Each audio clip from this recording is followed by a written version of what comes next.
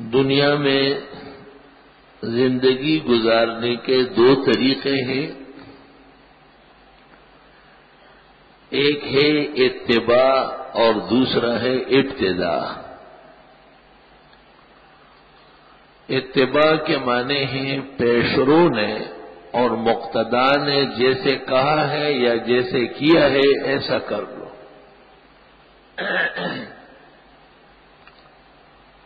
اور ابتداء کے معنی ہیں آپ اپنی طرف سے کچھ سوچ کر اور ایجاد کر کے اس پر چلیں. یہ عجیب بات ہے کہ انسان کبھی انسان کے اصول کا پابند نہیں ہو سکتا. اس لیے اس انسان کو اپنے خالق و مالک اللہ بزرگ و برتر کو پہچاننے کی بہت ضرورت ہے. اور پہچاننے کے ساتھ یہ بات شامل ہے کہ جن لوگوں کی اقتداء اور اتباع کرنے میں اس کی رضا اور خوشنودی ہے ان کی اتباع کر لی جائے.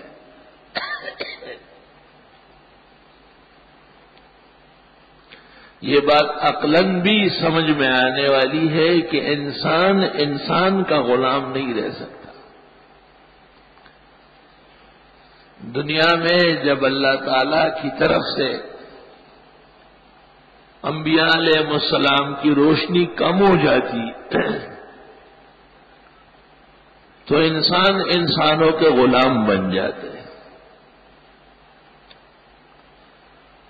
اور جب انبیاء علیہ السلام کی روشنی بکمال ہوتی اور ان کی ہدایات سے اور رشد سے روئے زمین جگمگاتی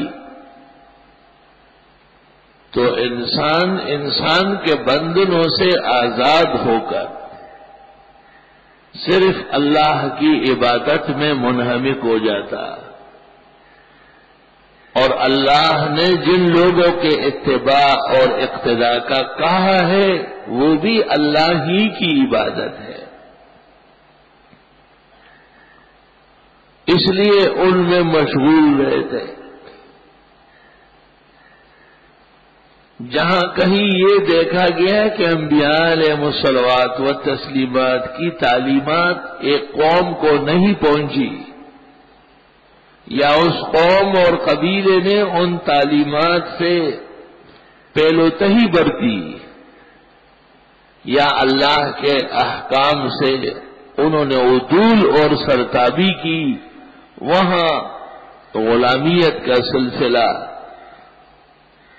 اور انسان انسانوں کے سامنے اس کا مرہون اور اس کے حق میں گروی دیکھا گیا ہے.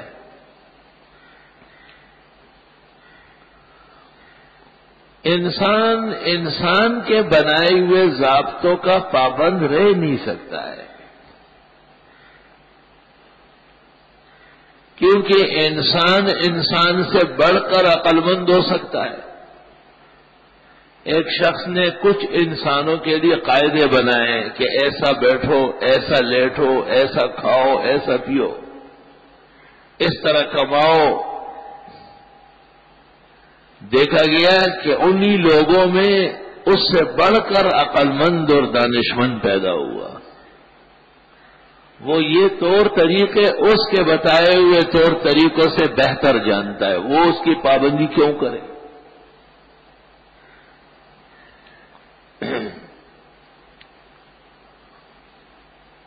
ہمیشہ اتباع ایک ایسے مقتدا کی جاتی ہے جس کا علم اور عقل اور ہدایت کمال کی ہوتی ہے. اللہ تعالی کے بعد اس قسم کی 3 ہستیاں کائنات میں ہیں. ایک رسول برحق اور نبی معصوم جناب نبی کریم صلی اللہ علیہ وسلم کی ذات مجمع البرکات اور منبع الحسنات، جن کا اتباع پورے دین میں اللہ تعالی نے فرض فرمایا ہے۔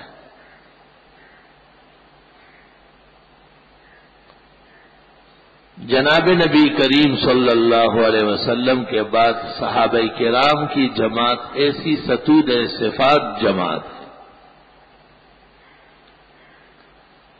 کہ ان کا اتباع بھی ایمان اور اعمال کے لیے ضروری قرار دے دیا گیا ہے۔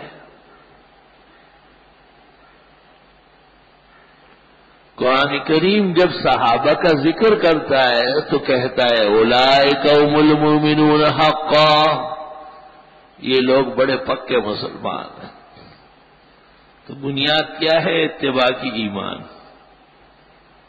لہم مغفرۃ ورزق کریم، ان کی بخشش بھی کر دی گئی اور اعزاز اور افتخار کی روزی بھی میرے ہاں سے ان کو ملے گی، یعنی ان کے اعمال بھی پسندیدہ اور انجام بھی بہترین۔ تو جن کا ایمان، علم، عمل اور انجام بالخیر ہو وہ دوسروں کے لیے واجب الاتباع بنتے ہیں۔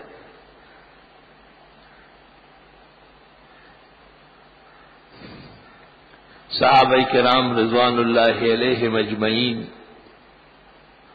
انسان اور بشر تھے، اور ان میں کوئی معصوم نہیں ہے، اہل سنت والجماعت کا عقیدہ ہے۔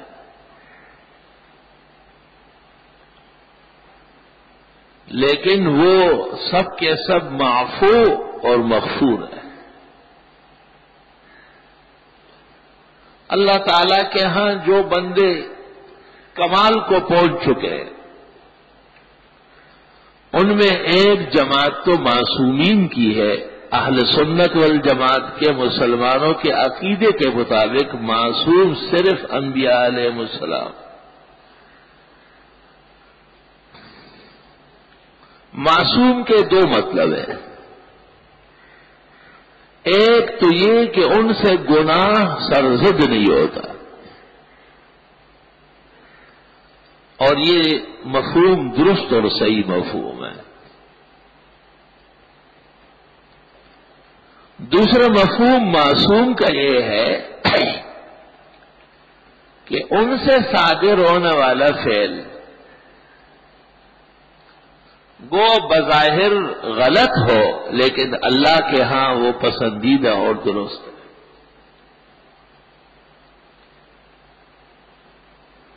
اس لیے ان کا اتباع پھر بھی بحال ہے،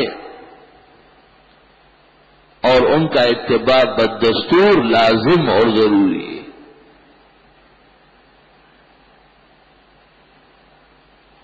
انبیاء علیہ الصلوات و تسلیمات گناہ کہتے ہیں اس فعل کو جو انسان اختیاری کر لے اور مقصد اللہ کو ناراض کرنا ہو۔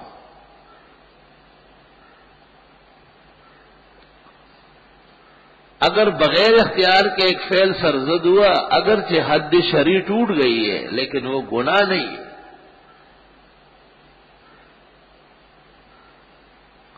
وما كان لمؤمن ان يقتل مؤمنا الا خطأ، یہ دیکھیں مسلمان کو اجازت ہی نہیں کہ مسلمان کو قتل کرے، ہاں غلطی سے ہو سکتا ہے۔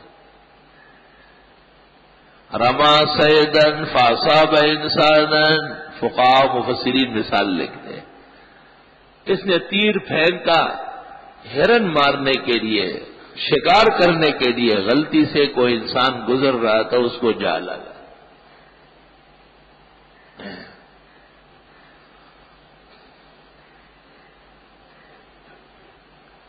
فتحریر رقبۃ مؤمنہ، اب بھی ایک غلام آزاد کرنا ہوگا۔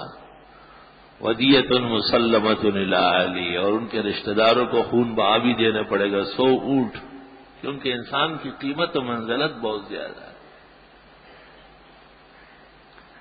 اخروی پکڑ اور گناہ نہ صحیح، لیکن دنیا کے اندر ایک گھر تو ویران ہو گیا، ایک انسان کی دل آزاری تو ہو گئی ہے۔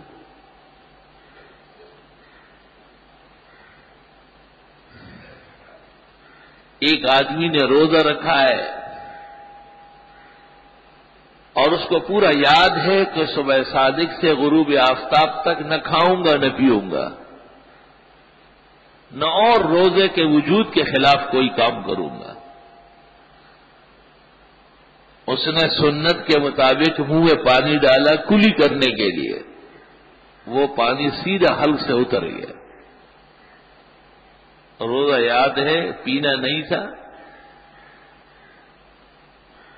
یہ فساد صوم بالخطا، تو روزہ جاتا رہا، ایک اور رکھنا ہوگا لیکن گناہ نہیں ہے۔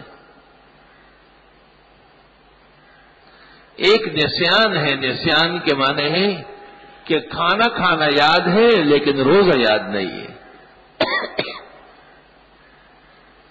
اس سے روزہ ختم نہیں ہوتا۔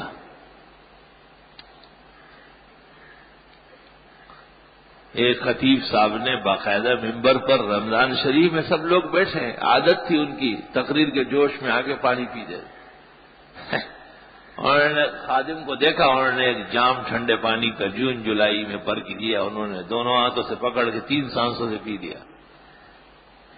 لوگ سب ایک دوسرے کو دیکھ کے ہنس رہے۔ 2-3 دن بعد انہیں یاد آیا کہ یہ تو روزے کی حالت میں پانی پیا ہے۔ امام سفیان ثوری کہتے ہیں کہ اللہ تعالیٰ بعض لاڈلوں کے لیے اپنا قانون اٹھا لیتا ہے کہ چل کر۔ سلف صالحین میں جو شخص بھول کے کھا پی لیتا تھا تو لوگ اس کے پاس آتے تھے اور دعا کے لیے کہتے تھے کہ آپ تو مہمان ہیں، روزے کی حالت میں دن دہاڑے کھلا دیا آپ کو، ہمارے لیے دعا کر لیں کیونکہ آپ کو خاص نوازا ہے۔ کیونکہ اس قانون سے تو محمد الرسول اللہ صلی اللہ علیہ وسلم بھی مستثنا نہیں ہے، ان کا بھی روزہ فرض ہوتا تھا۔ اس قانون سے تو ابوبکر صدیق و عمر و عثمان و علی جیسے نیک اور کاملین مومنین بھی مستثنا نہیں ہے،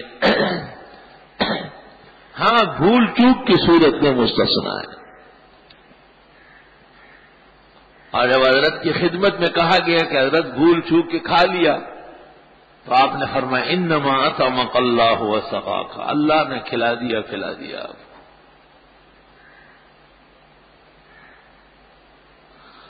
اس لیے بھول چوک سے جو فعل صادر ہوتا ہے وہ غلط تو ہے لیکن وہ معصیت نہیں ہے، اس پر شہنشاہ مطلق رب المشرق والمغرب اللہ رب العالمین کے ہاں سے کوئی گرفت نہیں ہے۔ کبھی کبھی اس کے نتیجے سے انسان پریشان ہوتا ہے۔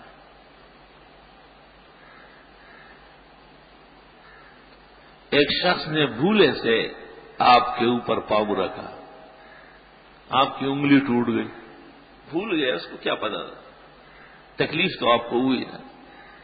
اب آپ کی عبادت میں، تلاوت میں، اٹھک بیٹھک میں، نشست و برخاست میں، سب میں خلل آ گیا۔ ربنا لا تؤاخذنا ان نسینا او اخطانا، خدایا ایسی بھول چوک تو معاف فرما۔ کبھی اس فعل پر گرفت نہیں ہوتی، اس کے نتائج پر گرفت ہو جاتی۔ ایک والد نے بیٹے کو کسی ضروری کام سے بھیجا، وہ جا کے بھول گیا، اس بھول پر تو گرفت نہیں ہے لیکن اس دوران ان کو جو بےتابی ہوئی ہے، جو صدمہ پہنچا ہے، جو پریشانی پیش آئی ہے، شاید اس کی گرفت ہو جائے۔ ربنا لا تؤاخذنا ان نسینا او اخطانا۔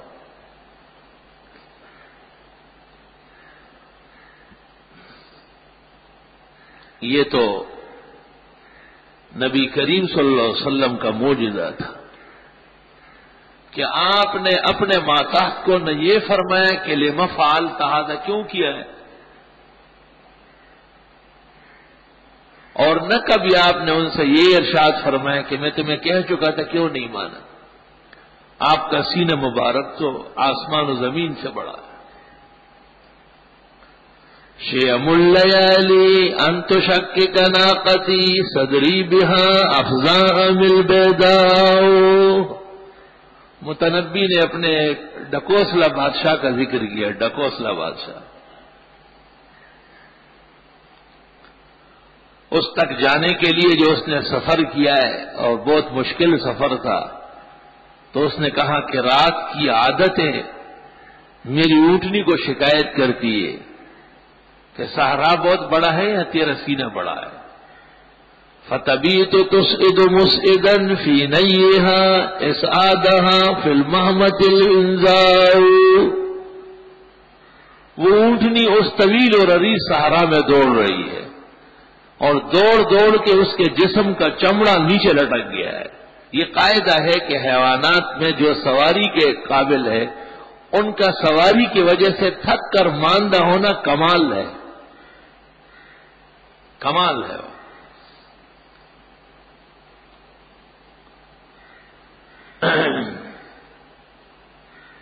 نستغفرک اللہم ونسألک السلام والعافیہ.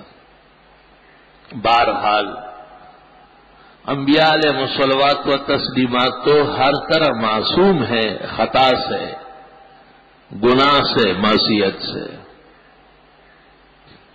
بظاہر بہت بڑی غلطی آدم علیہ السلام سے ہوئی ہے، جن کو اللہ تعالیٰ نے کہا تھا کہ اس درخت کے قریب بھی نہ جانا، لا تقربا هذه الشجرة فتكونا من الظالمین.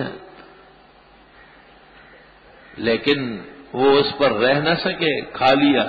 فبدت لهما سوآتهما، جسم کے کپڑے اتر گئے.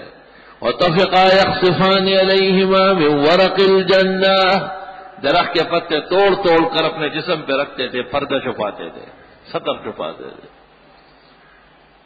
فقال لم انهكما عن تلكما الشجرة واقل لكما ان الشيطان لكما عدو مبين. کیا میں نے تم کو منع نہیں کیا تھا اس درخت کے پاس جانے سے، اور کہہ نہیں چکا تھا کہ بالکل اس میں سے کھانا نہیں، شیطان نقصان پہنچائے گا. عجیب بات ہے کہ پہلا نقصان جو پہلے انسان کو پہنچا ہے تو کھانے کے راستے سے پہنچا ہے. لوگ ویسے تو بڑے اچھے اور ذمہ دار ہوتے، لیکن کھانے پینے میں بڑے بے لگام ہوتے. کدھر کا تیجا، کدھر کا چیلم، کدھر کی برسی، کدھر کا عورس، سراپا قدس، رسوم، عادات، گندی خصلتیں، بس کھانا تیار ہو اور یہ بھی ادھر سے تیار ہے، آستین چڑھایا ہوا.